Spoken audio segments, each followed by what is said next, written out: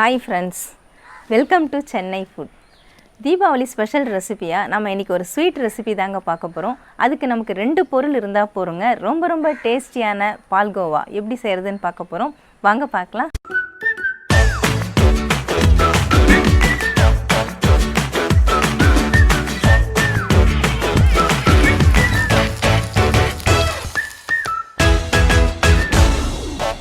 பால்கோவா செய்யறதுக்காக நான் 1 லிட்டர் பால் எடுத்துர்க்கேங்க. நல்ல க்ரீமியா இருக்கக்கூடிய மில்க் எடுத்துக்கோங்க. நான் ஆரஞ்சு கவர் தான் எடுத்துர்க்கேன். ஆவின் பால் தான் எடுத்துர்க்கேன். அதை கட் பண்ணி ஊத்திக்கலாம்.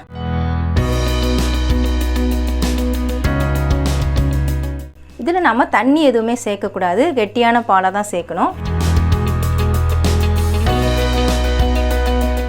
இப்போ நம்ம ஸ்டவ் ஆன் பண்ணிக்கலாம். பால் பொங்கி வர வரைக்கும் ஹை ஃப்ளேமில் வச்சுக்கலாம். பால் பொங்கி வர ஆரம்பிச்சதுக்கு அப்புறமா நம்ம லோ ஃப்ளேம் பண்ணிக்கலாம். பால் இப்போ பொங்கி வரப்போகுதுங்க. ரெடியாக இருக்கணும். பால் பொங்கி வரும்பொழுது சட்டுன்னு லோ ஃப்ளேம் பண்ணிக்கணும், இல்லைனா வெளியெல்லாம் வழிஞ்சிரும். பால் பொங்கி வந்த உடனே நான் லோ ஃப்ளேம் பண்ணிட்டேங்க. இப்போ பாருங்கள், பால் நல்லா கொதிச்சிட்ருக்குது. எவ்வளவு ஆடை வந்திருக்கு பாருங்கள். பால் பொங்கி வந்ததுக்கப்புறமா இந்த ஆடைகள் எல்லாத்தையுமே நம்ம எடுத்து விட்டுக்கிட்டே இருக்கணும். இந்த 1 லிட்டர் பால் பார்த்திங்கன்னா 1/4 லிட்டராக வற்றி வரணும்.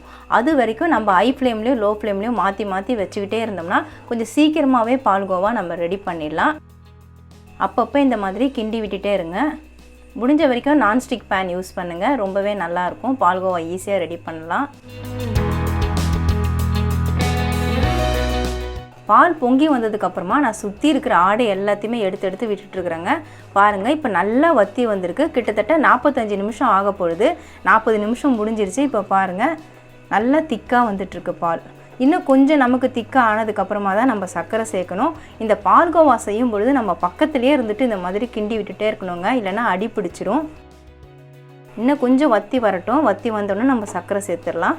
பால் பாருங்கள், இப்போ நல்லாவே வற்றிடுச்சு. நான் எக்ஸ்ட்ரா 5 நிமிஷம் விட்டுருக்குறேன். மொத்தம் 50 நிமிஷம் ஆயிருக்கு. இப்படி எடுத்து விட்டால் பாருங்கள் எவ்வளவு திக்காக இருக்குது. இந்த சமயத்தில் நம்ம சர்க்கரை சேர்த்துடலாம். நான் 200 கிராம் அளவுக்கு சர்க்கரை சேர்த்துக்கிறேன். உங்களோட இனிப்புக்கு தகுந்த போல் நீங்கள் கூட்டி குறைச்சி சேர்த்துக்கோங்க. சர்க்கரை சேர்த்துட்டு நல்லா கலந்து விடணுங்க. இந்த பால்கோவாவை பொறுத்த வரைக்கும் நம்ம கைவிடாமல் அப்பப்போ கிளறி விட்டுக்கிட்டே தான் இருக்கணும், இல்லைனா அடி பிடிச்சிரும். ஸ்டவ் லோ ஃப்ளேம்லேயே வச்சுக்கோங்க. சர்க்கரை சேர்த்தோன்னா கொஞ்சம் இலகி வரும், மறுபடியும் நல்லா இறுக்கமாகும். கூடவே கொஞ்சம் ஏலக்காய் பொடி சேர்த்துக்கலாம். நான் 1/4 ஸ்பூன் அளவுக்கு ஏலக்காய் பொடி சேர்த்துக்கிறேன். நல்லா கலந்து விட்டுக்கோங்க. சர்க்கரையும் ஏலக்காய் பொடியும் நல்லா மிக்ஸ் ஆகணும். இப்போ 1 ஸ்பூன் நெய் சேர்த்து விட்டுக்கலாம். இது வரைக்கும் நம்ம நெய் எதுவுமே சேர்க்கலை, இப்போ தான் சேர்த்துருக்கோம். ஒரே 1 ஸ்பூன் மட்டும் நெய் சேர்த்துட்டா நல்லா சுருண்டு வரும். டேஸ்ட்டும் நல்லாயிருக்கும். ஸ்டவ்வை லோ ஃப்ளேம்லேயே வச்சுக்கோங்க. ஏன்னா ஹை ஃப்ளேமில் வச்சோம்னா கருகிடும். அதனால் லோ ஃப்ளேமில் வச்சு தான் நல்லா கலரி விடணும். நம்ம சர்க்கரை சேர்த்ததுனால இலகி வந்திருக்கு. இந்த பால் நல்லா திருப்பியும் இறுகி வரணும். நல்லா பால்கோவா பதத்துக்கு திரண்டு வரணும். அது வரைக்கும் நல்லா கலந்து விடுங்க. சர்க்கரை சேர்த்ததுக்கப்புறமா நான் ஒரு 10 நிமிஷமாக கலந்து விட்டுட்ருக்கேங்க. பாருங்கள், இப்போ பேனில் நல்லா ஒட்டாமல் வருது. சுத்தமாக அடி பிடிக்கல. இதுக்கு தான் நம்ம நான்ஸ்டிக் பேன் பயன்படுத்தணும்னு சொன்னேன். நான் அதே லோ மீடியம் ஃப்ளேமில் வச்சு தான் கலரிட்டுருக்கிறேன். இப்போ நல்லா பதமாக நமக்கு மில்க் ஸ்வீட் ரெடி ஆகிடுச்சு பாருங்கள். நல்லா திரண்டு வருது. நமக்கு பேனில் ஒட்டாமல் நல்லா திக்காகவும் இருக்குது. இது இன்னும் ஆறுனதுக்கப்புறம் பார்த்திங்கன்னா இன்னும் நல்லா திக்காகிடும். நம்ம நல்லா க்ரீமியான மில்க் யூஸ் பண்ணதுனால நமக்கு பால்கோவா கொஞ்சம் அதிகமாகவே கிடச்சிருக்கு. நான் 1 லிட்டர் பால் தான் பயன்படுத்தினேன். 1 ஸ்பூன் தான் நெய் சேர்த்தேன்.